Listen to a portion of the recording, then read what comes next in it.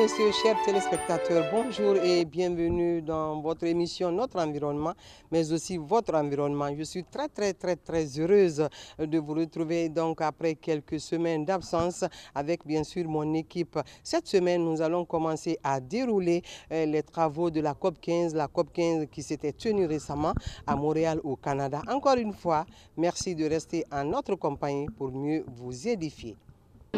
When you do best practices.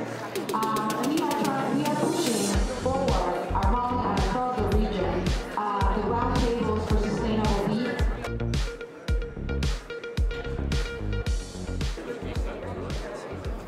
La COP15 ou la conférence des parties qui s'était tenue à Montréal au Québec, c'est au Canada, a traité de la diversité biologique dans sa 15e édition. Elle avait regroupé plus de 18 000 participants venus de par le monde.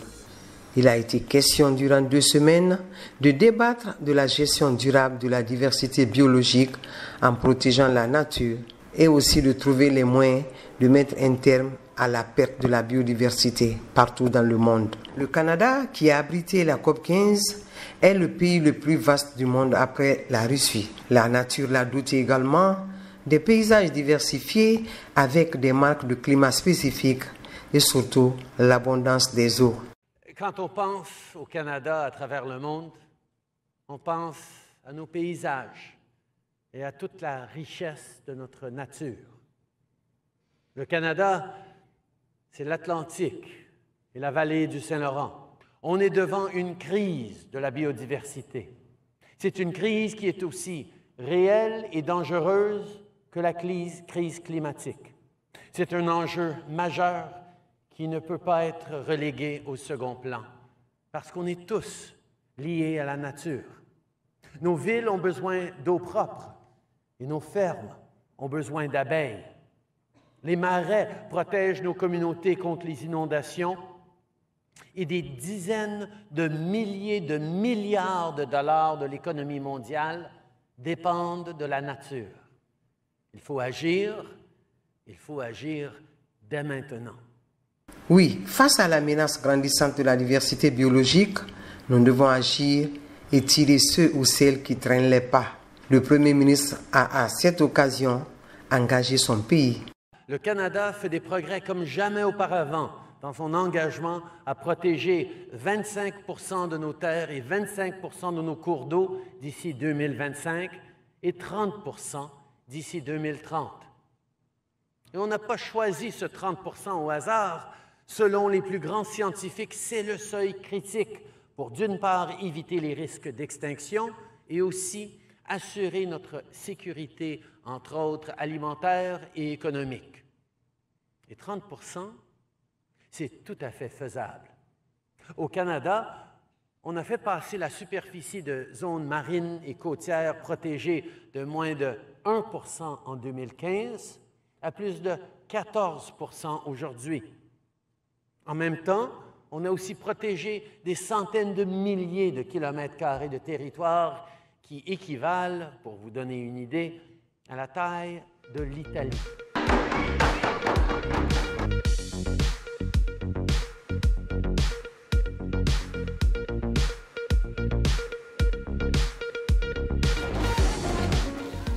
Au Canada et à l'ouverture des travaux, toutes les voix autorisées se sont fait entendre. Le Premier ministre du Québec, François Legault, chef du gouvernement au Québec, lui mettra l'accent sur les efforts fournis par sa province. Montréal accueille depuis 25 ans le siège du secrétariat de la Convention sur la diversité biologique des Nations unies. Et il y a beaucoup aussi d'autres sièges d'organismes internationaux. On est ouvert, Valérie, tu vas être d'accord avec moi, en avoir encore plus. Je suis content d'être ici pour parler de biodiversité, parler d'environnement. D'abord, c'est important aussi de situer que le Québec n'est pas juste distinct quand on parle de notre langue, mais distinct aussi quand on parle d'environnement.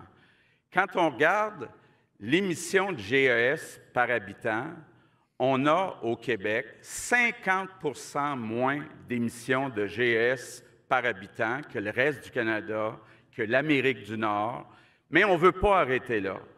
Notre gouvernement veut vraiment qu'on soit les premiers ou parmi les premiers à atteindre la carboneutralité avant 2050. Le Québec appuie la Convention de 1992 sur la diversité biologique, puis on appuie au cours des prochains jours, puis on souhaite l'adoption d'un cadre mondial sur la diversité biologique.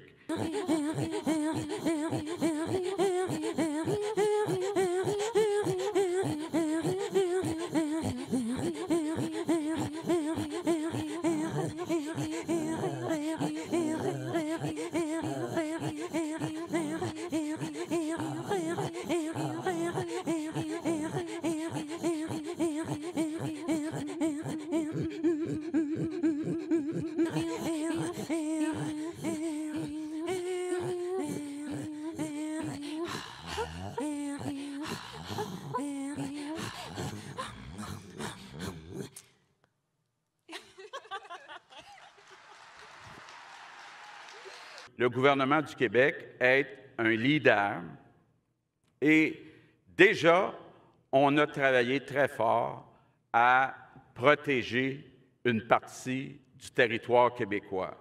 Quand notre gouvernement est arrivé au pouvoir en 2018, il y avait 10 % du territoire québécois qui était protégé. On est maintenant à plus de 17 %, donc on a atteint la cible qu'on s'était fixée.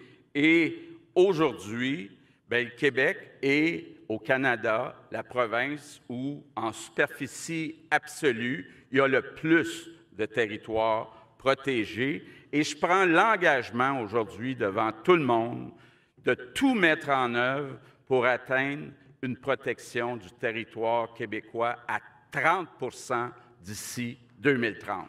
Des engagements se poursuivent. Cependant, la menace est réelle et les chiffres sont effrayants, confirme la mairesse de Montréal. Elles sont donc l'alerte. Depuis 50 ans, en seulement 50 ans, nous avons perdu près de 70 % de la faune sauvage de toute la planète. Et pour les scientifiques, on est maintenant entré dans une 6e extinction de masse. Ça, c'est la réalité qui existe de façon globale, puis on ne peut plus ignorer la science. Les faits parlent, et ce qui est évident également, c'est l'urgence d'agir. Alors, les discussions qui vont se dérouler ici, je le disais tout à l'heure, elles sont cruciales, parce qu'au-delà des mots, il faut poser des gestes concrets. Hier, j'ai participé au panel au sommet des jeunes, et ça m'a permis d'entendre les demandes et les aspirations des jeunes. Ils ont de grands souhaits, ils ont de l'espoir, mais ce qu'ils veulent, ce sont des gestes concrets et ils comptent sur nous. On a une responsabilité importante de réussir cette COP. Deuxièmement, accueillir la COP ici dans la métropole du Québec, ça démontre l'importance du rôle des grandes villes dans la protection de la biodiversité et dans le maintien de la qualité de vie des populations. Parce que pour nous, à l'échelle locale, pour les gouvernements locaux, le lien entre la protection de la biodiversité et la qualité de vie sont intimement connectés. La majorité de la population, on doit le rappeler, habite en milieu urbain et ça va continuer d'augmenter au cours des années à venir. Ça veut donc dire que les solutions qu'on doit mettre en place doivent s'appliquer dans les milieux urbains. Et finalement, je suis fière d'accueillir la COP 15 à Montréal parce que c'est un moyen concret d'accélérer nos actions. Les villes et nos populations sont au front devant les impacts des changements climatiques et de la perte de la biodiversité. Ça se fait sentir de plus en plus, toujours plus fréquemment et toujours plus fort. On peut penser, par exemple, à certains insectes pollinisateurs qui sont responsables du tiers de l'alimentation mondiale et qui disparaissent de notre environnement. Il y a également nos berges et nos milieux de vie qui sont menacés par l'érosion. L'érosion est un phénomène lent qui présente des conséquences sur la productivité et contribue à la pollution des cours d'eau, des terres humides et des lacs. Une situation inquiétante qui exige l'engagement de toutes les parties prenantes, D'où l'appel lancé au secteur privé par le secrétaire général des Nations Unies, Antonio Guterres. Le secteur privé doit admettre que le profit et la protection doivent aller de pair. Dans nos économies mondialisées, les entreprises et les investissements comptent sur les richesses de la nature des 4 coins du monde. Il en va de leur intérêt de protéger la nature avant tout le reste. Cela implique que l'industrie agroalimentaire s'oriente vers des modes de production durables et des moyens naturels de pollinisation, de lutte antiparasitaire et de fertilisation. Cela implique que les secteurs du bois, de la chimie, du bâtiment et de la construction tiennent compte de l'impact sur la nature dans leurs modèles économiques. Cela implique que les industries biotechnologiques, pharmaceutiques et autres qui exploitent la biodiversité partagent les bénéfices de manière juste et équitable. Cela implique des cadres réglementaires stricts et des mesures de divulgation de l'information qui mettent fin au greenwashing et tiennent le secteur privé responsable de ses actions tout au long de la chaîne d'approvisionnement. Et cela implique de s'élever contre l'incessante concentration des richesses et du pouvoir entre les mains de quelques-uns, ce qui va à l'encontre de la nature et des véritables intérêts de la majorité. Les entreprises et les investisseurs doivent être les alliés de la nature, non des ennemis. En plus du secteur privé, chacun à son niveau doit être un allié de la nature, dira le secrétaire général des Nations Unies, cela en posant des actions fortes.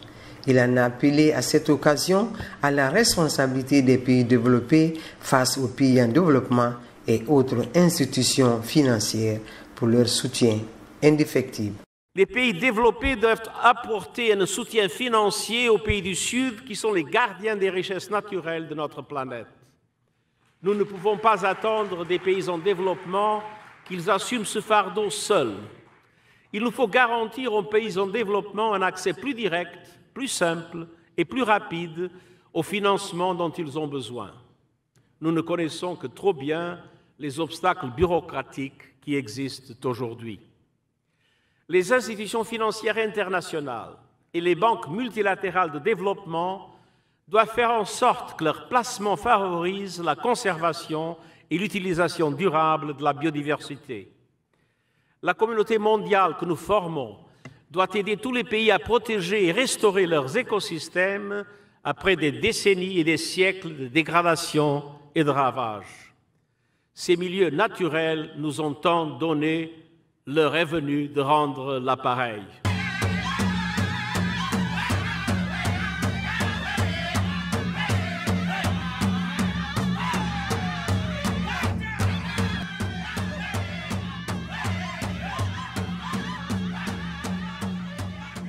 À l'image de tous les pays partis à la Convention, la Guinée avait pris part aux travaux de la COP15 de Montréal avec une participation active de certains de ses cadres du ministère de l'Environnement et du Développement durable. Les pays n'accèdent pas directement au financement climatique, ils passent par des entités accréditées. Alors, l'entité accréditée permet au pays de monter le projet, d'avoir le financement, de gérer le projet avec l'entité nationale et avec les institutions de la place. Nous allons en ce moment, au sortir de cet atelier, de cette COP, j'allais dire, et rendre la chose un peu plus publique, rencontrer tous les sectoriels parce qu'ils sont membres du comité national pour voir dans quelle mesure ils peuvent accéder à ces financements climatiques. Je crois qu'une réunion serait nécessaire pour aboutir à cette fin. Au cours de ces rendez-vous planétaires, se tissent et se renforcent des partenariats comme ce fut le cas avec l'Observatoire du Sahara et du Sahel OSS, une institution qui a eu de fructueux échanges avec des cadres de la Guinée et des consultants. L'OSS est une organisation impressionnante, très importante pour la région, qui apporterait un support technique fort. L'opportunité pour la Guinée, c'est bien entendu de construire une capacité locale, d'avoir des experts locaux qui, eux, pourront faire utiliser toute l'information dont dispose l'OSS pour mieux gérer le capital naturel de la Guinée. À court terme, qu'est-ce qui est possible de faire après les travaux de la COP15? À court terme, c'est tout de suite de faire un inventaire du capital naturel de la Guinée, d'embrayer tout de suite avec l'implication de jeunes dans cet effort des universités guinéennes.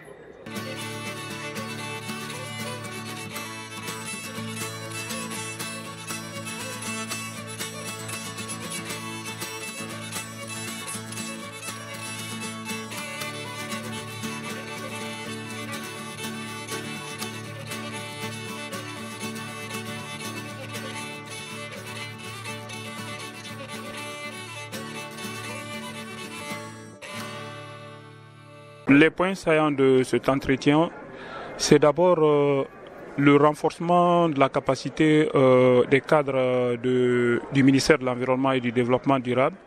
Ensuite, la mise à disposition des données sur l'occupation des sols que l'Observatoire produit. Et en plus de cela, trouver un moyen, une stratégie de communication permanente avec l'Observatoire et les services qui gèrent la biodiversité en Guinée. L'occasion pour la coordinatrice du départementaire à l'OSS de faire son bilan. Durant tout au long de l'année 2022, l'OSS a fêté ses 30 ans d'existence autour de cette thématique, combien stratégique et important pour l'Afrique. Et donc, c'était vraiment le moment final d'organiser une dernière réunion, et nous l'avons fait avec la délégation de la Guinée, avec d'autres délégations, sur cette thématique de la restauration, de l'importance de la restauration des écosystèmes africains. Et aujourd'hui, nous avons eu des échanges avec la délégation guinéenne en matière de restauration des écosystèmes.